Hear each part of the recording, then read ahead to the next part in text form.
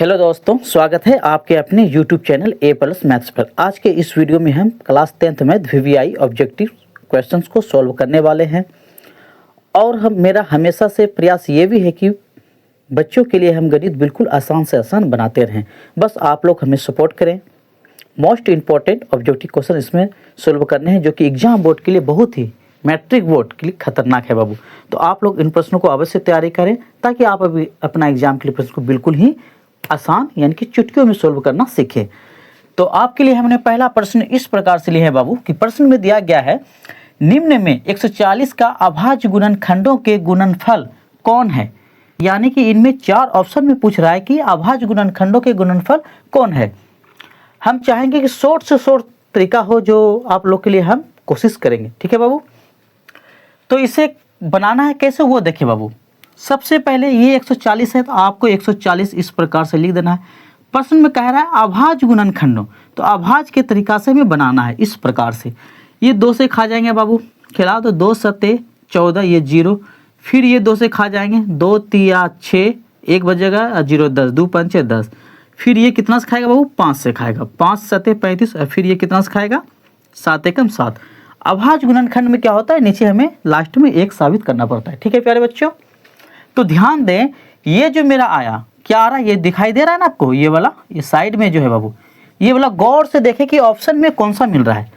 2 2 5 7। तो देखें ऑप्शन में बाबू 2 2 5 7, यानी कि इससे हमें यह साबित होता है प्यारे बच्चों कि ऑप्शन नंबर बी यानी कि इनका सही विकल्प है। तो इस तरह के प्रश्न आए तो आपको बस बिल्कुल इसी तरह से बनाना है। तो हमने इन पहला प्रश्न को सोल्व कर दिया बाबू। तो नेक्स्ट प्रश्न की ओर बढ़ते हैं। आपका अगला प्रश्न हमने इस प्रकार से लिए हैं प्यारे बच्चे, समझे। प्रश्न में दिया है बाबू 18 एवं 12 का HCF होगा। हमें बिल्कुल शॉर्ट तरीके से हल करना है। HCF पूछ रहा है बाबू कितना कितना का, 18 और 12 का बाबू। तो देखें मेरा 4 विकल्प इस प्रकार से दिया गया है, 3 6 4 12। तो इसे बनाना है कैसे बाबू, बिल्कुल शॉर्ट तरीका। ये दिख रहा है आपको 18, आप 18 को निकाल दें इस प्रकार से अभाज्य गुणनखंड तरीका से। ये 2 से खा जाएगा, 2 नामा, फिर ये 3 से खा जाएगा, 3 एका 3। यानी कि 18 के जगह पर हम 2 गुना 3 गुना 3 बैठा सकते हैं, 2 गुना 3 गुना 3।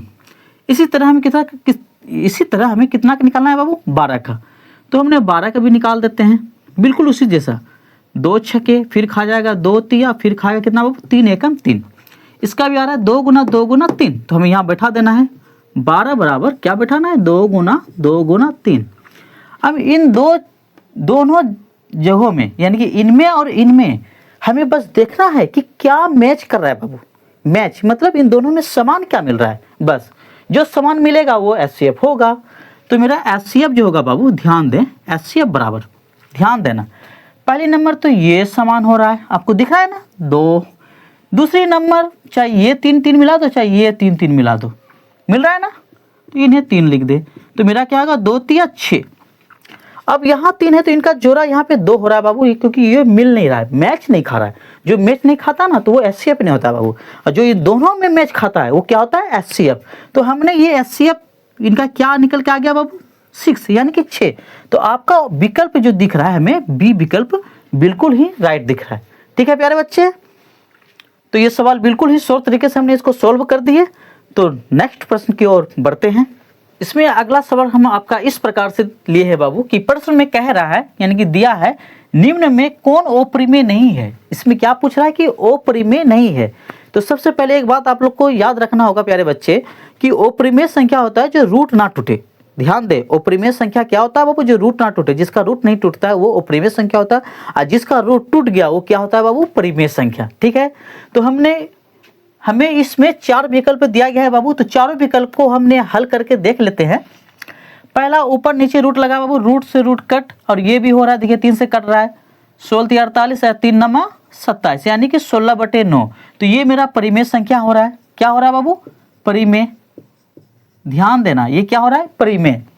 दूसरा ये देखिए 2 एकम 2 और 2 दूनी 4, यानी कि ये रूट के अंदर बच रहा है बाबू 1/1 गुना करेंगे तो 1 बटे नीचे क्या बच रहा है 2। ये रूट ना टूट रहा है बाबू। ठीक है, ये आगे नहीं टूटेगा। ये 5/36, ये ऐसे 5 आ रहा है बाबू, तो ये इनका भी रूट ना टूटेगा। तो इनसे ये अपरिमेय साबित हो रहा है। ध्यान देना, और ये भी मेरा ओपरिमेय साबित हो रहा है। हमने क्या बोले थे प्यारे बच्चों, जिसका रूट ना टूटे, जिसका रूट ना टूटता है वो क्या होता है, ओपरिमेय संख्या, जिसका रूट टूट जाता है वो क्या होता है, परिमेय संख्या। तो रूट इनका टूट रहा है, तो क्वेश्चन में पूछ रहा है कि कौन ओपरिमेय नहीं है, तो साबित हो रहा है बाबू कि ऑप्शन नंबर ए ये ओपरिमेय नहीं है, क्योंकि ये परिमेय संख्या हो रहा है। तो ऑप्शन नंबर ए क्या हो रहा है, ओपरिमेय नहीं। चौथा विकल्प इनमें से कोई नहीं दिया था बाबू, ठीक है। तो हमने इनका आंसर जो निकला ऑप्शन नंबर ए निकला। आशा करते हैं कि ये प्रश्न आपको समझ में आ गए होंगे। तो हम नेक्स्ट प्रश्न की ओर बढ़ते हैं। आपका अगला सवाल इस प्रकार से दिया गया है प्यारे बच्चे, समझे कि प्रश्न में कह रहा है y बराबर पी एक्स का ग्राफ दिया गया है, बहुपद पी एक्स के शून्यकों की संख्या क्या होगा। मेरा 4 विकल्प इस प्रकार से दिया गया है प्यारे बच्चे, गौर से देखें। हमें ये ग्राफ भी दिया गया है, ठीक है ना। अब इनमें हमें पूछ रहा है पी एक्स के शून्यकों की संख्या, तो ध्यान देना एक्स वाली रेखा को देखना। ये एक्स है बाबू, तो एक्स वाली रेखा पे देखो कितनी बार कट रहा है। तो यहाँ पे एक बार ये कट रहा है बाबू, एक बार ये, एक और एक कितना होता है प्यारे बच्चे, 2। तो इनका आंसर जो होगा बाबू ऑप्शन नंबर सी बिल्कुल राइट होगा। इस तरह से प्रश्न आया था, बस आपको बिल्कुल इसी तरह से बनाना है प्यारे बच्चों, ठीक है। तो हम नेक्स्ट प्रश्न की ओर बढ़ते हैं। आपका अगला प्रश्न इस प्रकार से लिया गया है बाबू कि प्रश्न में दिया है द्विघात बहुपद टी स्क्वायर माइनस 15 के शून्यक है, हमें इनमें शून्यक निकालना है बाबू। इसका 4 ऑप्शन जो दिया गया है, बहुत अजीब तरीका दिया गया है बाबू, समझे। दोनों समान पहला ऑप्शन है, दूसरा ऑप्शन है दोनों धनात्मक, तीसरा ऑप्शन है बाबू दोनों ऋणात्मक, चौथा ऑप्शन है एक धनात्मक और एक ऋणात्मक। तो आप लोग को पहले पता होगा धनात्मक ऋणात्मक होता है क्या बाबू, तो पहले जान ले। प्लस का चिन्ह होता है बाबू धनात्मक, समझना, और ये माइनस का चिन्ह होता है बाबू ऋणात्मक। अब इससे आप अनुमान लगा सकते हैं कि आप इनका जो इनको जान रहे सवाल, इनका आंसर कमेंट बॉक्स में भेज दे बाबू। देखें इसे बनाना है कैसे वो समझे।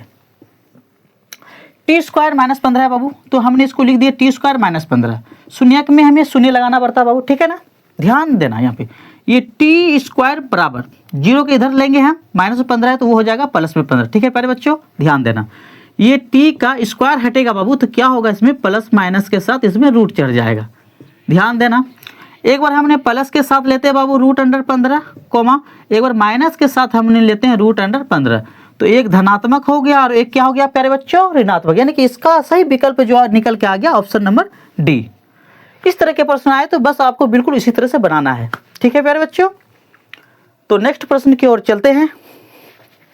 आपका अगला प्रश्न इस प्रकार से लिया गया है प्यारे बच्चों, ध्यान दें। प्रश्न में दिया है रैखिक समीकरण युग्म 2x माइनस 3y बराबर 8 और 4x माइनस 6y बराबर 9 है। इनमें से हमें 4 विकल्प दिया गया है। पहला विकल्प है संगत, दूसरा है असंगत, तीसरा संपाती और चौथा है इनमें से कोई नहीं। हमें ये बताना है बाबू, ठीक है। तो ध्यान दे इन दोनों को हमें सबसे पहले इसके रूप में तुलना करना होगा प्यारे बच्चों। ax plus by plus c बराबर 0 के रूप में, इनके रूप में हमें इन दोनों को तुलना करना होगा, ठीक है प्यारे बच्चों। तो ध्यान दें तुलना कर लेते हैं।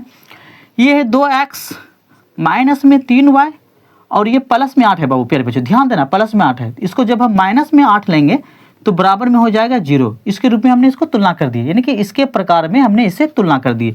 इन्हें समीकरण 1 ले लेते हैं, ध्यान देना। दूसरा क्या है प्यारे बच्चों, ये है 4x माइनस में दिया हुआ 6y प्लस में 9, इसको अगर माइनस में 9 लाएंगे तो इसके साथ यहाँ पे 0 लग जाएगा, ठीक है बाबू। अब यहाँ पे हमें क्या प्राप्त हो रहा है, ध्यान दे। a बराबर 2 हो रहा है प्राप्त, b बराबर हमें ये -3 प्राप्त हो रहा है बाबू, ध्यान देना कोमा, और c बराबर प्राप्त हो रहा है माइनस में 8। तो हमने यहाँ लिख दिए। इसमें भी देख लेते हैं। a बराबर हो रहा है बाबू 4 कोमा, b बराबर प्राप्त हो रहा है -6 कोमा, c बराबर प्राप्त हो रहा है -9, ठीक है प्यारे बच्चों। ध्यान देना अब इसमें हमें इसके साथ इसको तुलना करते हैं, कैसे करते हैं ध्यान देना। a1 बटे a2 के रूप में तुलना करते हैं। तो a1 ये पहला वाला a1 होता है बाबू, यहाँ b1 मान लो, इसको c1 मान लो, ठीक है ना। ध्यान देना हमने यहाँ मिस कर दिए थे, इसको a2 मान लेना, इसको b2, इसको क्या मान लेना प्यारे बच्चों c2। अब ध्यान दें a1 बटे a2, a1 कितना है बाबू 2, a2 ध्यान दें कितना है 4। अब ये कट जाएगा बाबू तो कितना आएगा 1/2। दूसरा है फिर b1 बटे b2 लेना है, b1 बटे क्या लेना है प्यारे बच्चों b2। b1 कितना है -3, अब b2 कितना है -6, माइनस माइनस कट, 3 एकम 3, 3 दूना 6, ये भी 1/2 आया प्यारे बच्चों। ध्यान देना तीसरा है बाबू c1 बटे c2 लेना है, तो C1 कितना है, माइनस में 8 है प्यारे बच्चों, ध्यान देना। और C2 कितना है, माइनस में 9 है। माइनस माइनस कट क्या बच रहा है बाबू, 8/9। यहाँ पे एक चीज़ ध्यान देना, यहाँ पे देखो ये और ये बराबर आ रहा है, ये बराबर नहीं आ रहा है, नहीं आ रहा है ना।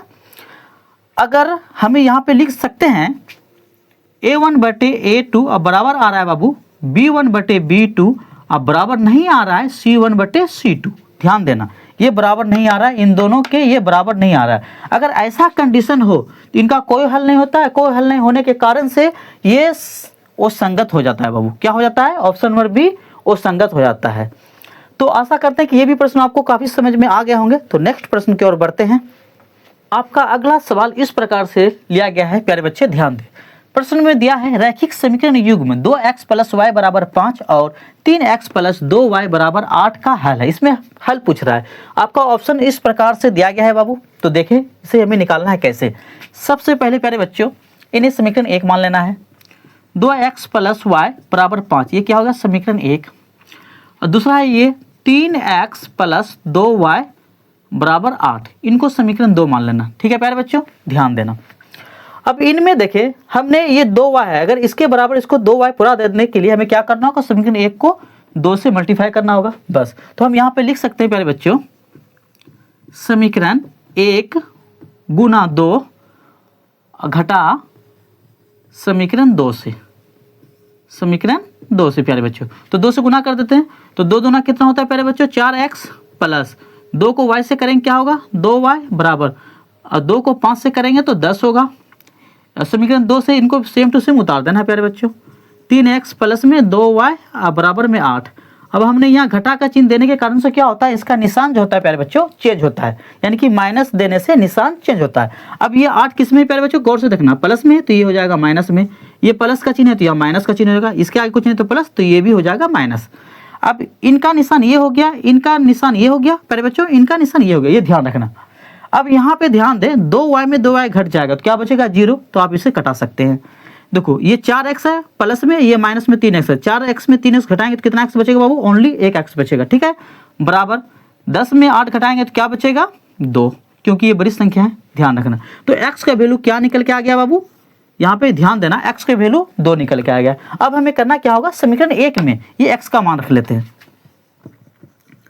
समीकरण 1 में x का मान रखने पर, ठीक है प्यारे बच्चों ध्यान देना, समीकरण 1 में हम क्या कर रहे हैं, x का मान रख रहे हैं। तो समीकरण 1 यहाँ पे ध्यान देना, ये 2 है तो हमने 2 लिख दिए प्यारे बच्चों। अब यहाँ x है, x के जगह पे हमें क्या बैठाना है, 2 बैठाना है, इस प्रकार से 2 बैठा दिए। ठीक है, ये प्लस का चिन्ह है प्यारे बच्चों, प्लस दे दिए। ये y है तो हमने y दे दिए, बराबर है तो बराबर दे दिए, ये 5 है तो 5 दे दिए। ठीक है, 2 दूना कितना होता है प्यारे बच्चों, 4 प्लस ये हो गया y और बराबर ये 5।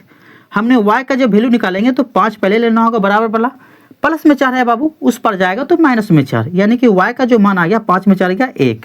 हमें ध्यान देना होगा y का मान 1 आ गया और x का मान क्या आ गया प्यारे बच्चों, 2। यहाँ पे ध्यान देना, तो 2 और 1 कौन सा ऑप्शन है बाबू, तो ऑप्शन नंबर सी देखो, x बराबर 2 जो कि मैच कर रहा है बाबू, और y बराबर 1 जो कि मैच कर रहा है। तो आपका ऑप्शन नंबर सी यानी कि सही विकल्प होंगे प्यारे बच्चों। ठीक है, तो ये प्रश्न भी आपको बिल्कुल आसानी तरह से समझ में आ गए होंगे। तो हम नेक्स्ट प्रश्न की ओर बढ़ते हैं। आपका अगला प्रश्न इस प्रकार से ले गया है प्यारे बच्चों, ध्यान दें कि प्रश्न में दिया है निम्न में कौन द्विघात समीकरण नहीं है। इसमें पूछ रहा है कि द्विघात समीकरण नहीं है। ठीक है प्यारे बच्चों, तो सबसे पहले हमें द्विघात समीकरण जानना होगा कि क्या होता है, यानी कि कैसे होता है बाबू। तो हमें इसके रूप में आना चाहिए, किसके रूप में, यहाँ ध्यान दें ax² + bx + c = 0, यानी कि इसके रूप में अगर आए तो समझो कि द्विघात समीकरण है, यानी कि इस पे स्क्वायर पावर 2 दिखना चाहिए। जिसमें पावर 2 दिखे तो समझो वो क्या है बाबू, द्विघात समीकरण है। और जिसमें पावर ये ना दिखे, नहीं रहे, 2 के अलावा अगर 3 रहे, 4 रहे, पावर तो 3 रहे तो वो द्विघात समीकरण नहीं होता। ठीक है प्यारे बच्चों, तो ध्यान देना। तो सबसे पहले हमने पहला ऑप्शन जो दिया है इन्हें हमें हल करके देखना होगा। तो देखें इससे, देखो ये क्या है, a माइनस बी का होल स्क्वायर पे हम इसे तोड़ लेते हैं। तो a², a में क्या x, तो x का स्क्वायर हो जाएगा माइनस 2ab, 2a में क्या दिया है प्यारे बच्चों, x, ध्यान देना, b में क्या है 2, फिर प्लस b का स्क्वायर हो जाएगा 2 का स्क्वायर। ठीक है, फिर बराबर है बाबू ये 2x - 3, इसको उतार देते हैं, 2x - 3। अब ध्यान देना x² माइनस में 2 दूना 4x प्लस 2 का वर्ग कितना होता है प्यारे बच्चों, 4, और यहाँ प्लस में भी 1 था प्यारे बच्चों प्रश्न में, तो हमने यहाँ पे +1 दे देते हैं, ठीक है, यहाँ पे हम मिस कर दिए थे, बराबर ये 2x है और -3, ठीक है, ध्यान देना, x² माइनस में 4x है तो इसे रहने देते हैं माइनस में 4x, प्लस में 4 प्लस में 1, ये दोनों प्लस में है तो प्लस के साथ ये दोनों जुड़ जाएंगे, 4 1 कितना होता है प्यारे बच्चों 5। अब देखो हमें 0 को लाने के लिए क्या करना होगा, इनका निशान चेंज करना होगा। 2x किस में है बाबू प्यारे बच्चों प्लस में, तो इसको हमने माइनस में 2x लाते हैं, ये माइनस में 3 है, इनको प्लस में 3 कर देते हैं, इसके साथ क्या आ जाएगा 0, ठीक है, हमें इनके रूप में लाना है, ठीक है प्यारे बच्चों। यहाँ पे ध्यान दें x² माइनस में 4x और माइनस में 2x दोनों एक बिरादरी का है, ध्यान देना दोनों क्या है एक बिरादरी का है, तो 4x और माइनस में 2x है तो दोनों माइनस में बाबू तो माइनस का चिन्ह लग जाएगा और इन दोनों आपस में जुड़ जाएगा, तो कितना हो जाएगा 6x हो जाएगा, ये प्लस में 5 है और प्लस में 3, इन दोनों भी प्लस में, तो प्लस के साथ 5 3 क्या हो जाएगा 8 बराबर 0। देखिए प्यारे बच्चों ये स्क्वायर आ गया, जब स्क्वायर आ जाता तो ये क्या होता है कि द्विघात समीकरण है, जिसमें स्क्वायर आए तो क्या हो जाएगा ये द्विघात समीकरण है बाबू, ठीक है, ध्यान देना द्विघात समीकरण है ये, ठीक है बाबू। हमें प्रश्न में दिया है कि द्विघात समीकरण नहीं है, ये पूछ रहा है बाबू, तो हमें पहला तो हमने प्रश्न कर दिए हल, अब दूसरा ऑप्शन हमें हल करके देखना होगा इसमें पावर आ रहा है कि नहीं, अगर पावर नहीं आए तो द्विघात समीकरण नहीं है, या 2 के अलावा कोई और पावर आए तो समझो ये भी द्विघात समीकरण नहीं है, तो हम इसको हल कर लेते हैं। देखें बी नंबर हल करते हैं प्यारे बच्चों, ध्यान देना x से x को मल्टीप्लाई करेंगे क्या होगा x² होगा, ध्यान देना ये प्लस है तो प्यारे बच्चों प्लस, x को 1 से मल्टीप्लाई करेंगे तो क्या होगा x ही होगा, ये प्लस में 8 है तो प्लस में 8 दे दिए प्यारे बच्चों, बराबर है तो बराबर। अब ध्यान दे इसमें ये पहले x से इन दोनों को मल्टीप्लाई करेंगे, ये वाले x से इन दोनों को आपस में मल्टीप्लाई करेंगे, ठीक है, देखो x से x को मल्टीप्लाई करेंगे तो क्या होगा x² होगा, फिर ध्यान देना ये माइनस है तो माइनस का चिन्ह दे दे प्यारे बच्चों, फिर x से 2 को मल्टीप्लाई करेंगे तो क्या होगा 2x होगा। अब ये 2 के साथ फिर इसके साथ ये पूरे को मल्टीप्लाई करना है, अगली बार ये 2 के साथ, तो 2 गुना x करेंगे क्या होगा, ये प्लस है बाबू तो प्लस का चिन्ह देना, 2 गुना x करेंगे तो ये हो जाएगा 2x, ठीक है, प्लस और माइनस क्या होता है बाबू माइनस, यानी कि प्लस गुना माइनस माइनस, और 2 दूनी 4। अब यहाँ देख लेते हैं x² है ये, चलो x², सबसे पहले हम करते हैं क्या बाबू बराबर में, अगर यहाँ पे x² बराबर प्लस में है, ये भी बराबर में x² प्लस में, तो ये पहले कट हो जाएंगे बाबू।